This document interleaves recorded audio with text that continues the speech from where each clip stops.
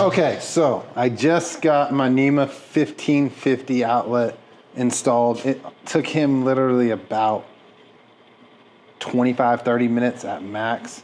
And I'm pretty handy with an electrician, but that's just so much power.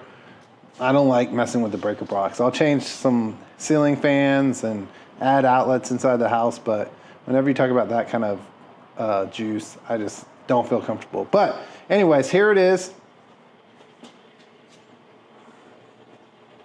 Okay guys, so today's a big day. Just got home, super excited. I had a delivery while I was gone.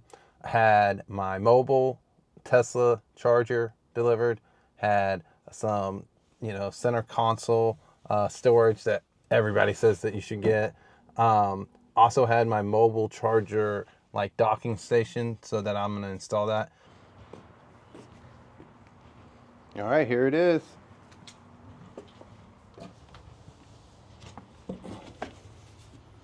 Pretty excited to get this on the wall today. All right guys, here's my mobile Tesla charger. Let's unbox it and see what's inside.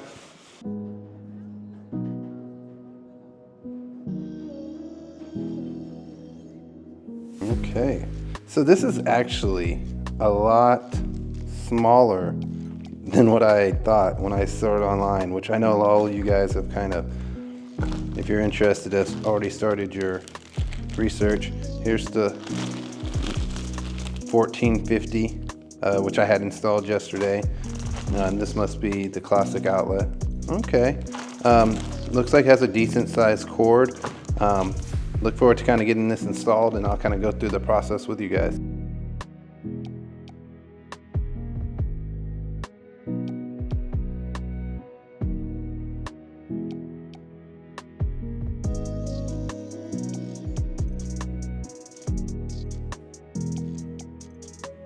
Okay, so now that everything's installed, I want to take a few minutes to kind of really dig into why I chose to go with the mobile Tesla charger versus the wall charger.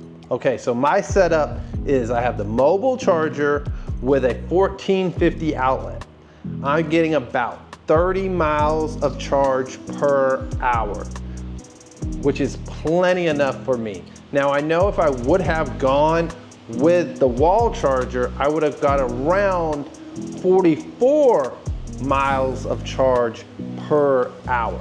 Now, when you really look at it, it was a no-brainer for me to go with the mobile versus the wall for a couple of reasons. First, I think having a 1450 outlet installed in your house is a value added. The added value for having a 1450 outlet in your garage outside of having an EV car.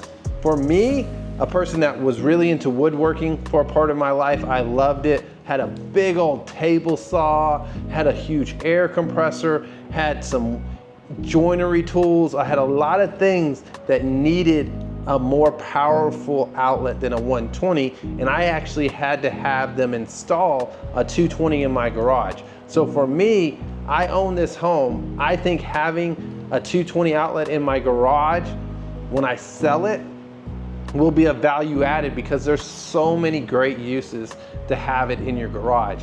Which for me, if I ever build a house from scratch, I would have multiple 220 outlets put in my garage because I understand the value of that. So first, to me, versus having a wall charger that's permanently mounted that's not on an outlet, to me made no sense because for me, I commute about 10 miles a day. So my commute's not crazy. So for me, it made perfect sense for me to get a mobile Tesla charger, charge plenty. I don't even need to charge every day. I could probably get away with charging maybe once a week. I do have one day where I commute more than 10 miles once a week on Wednesdays, probably going maybe about 50 or 60 miles in that day. So I understand that's gonna take my charge down a little bit. So technically maybe twice at max, I'll need to charge my Tesla, and that's really it. So for me, I have more charge than I technically need. I think I could have got away with just getting a mobile and just plugging it into a normal 120 outlet, and I would have been perfectly fine. But for me, I think I like the convenience in knowing that if I ever do drive more than expected, or I have to go somewhere that's 100 miles round trip, that I can plug in and in 5 hours. So if you guys watched my first video where I picked up the Tesla, I had 20%. I was freaking out. I didn't know what to expect. Never had charged a Tesla before or EV before. So I'm like, oh my gosh, I love my setup. I plugged it in. It was fully charged back to 80% within 5 hours of me plugging it in. I will never have a problem plugging my Tesla in, going to sleep, and having a full charge.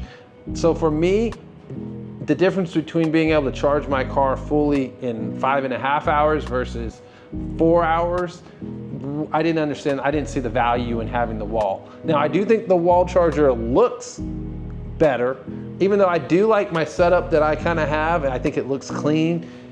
I do think the wall charger looks cooler, if we're just being honest, and everyone likes something that looks cool. Practical, I just don't think it's worth it. What do you do when you move if you have the wall charger? Do you have to bring an electrician out? Do you have to have them take it out for you? Then what do they do with the power that's running through the wall? Do they cap it? Do they end up having to put a different outlet in there, which you could have just started with and saved yourself money? So for me, let's just also break down the costs. To me, it's not really a huge difference. I could have done the wall charger.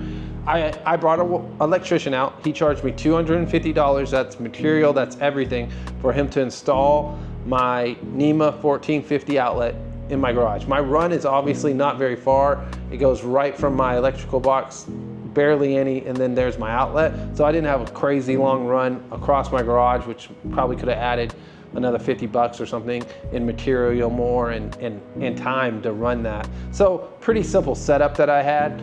Then I spent $300 on the mobile charger. So I was in it probably around $550 to get a home charging solution.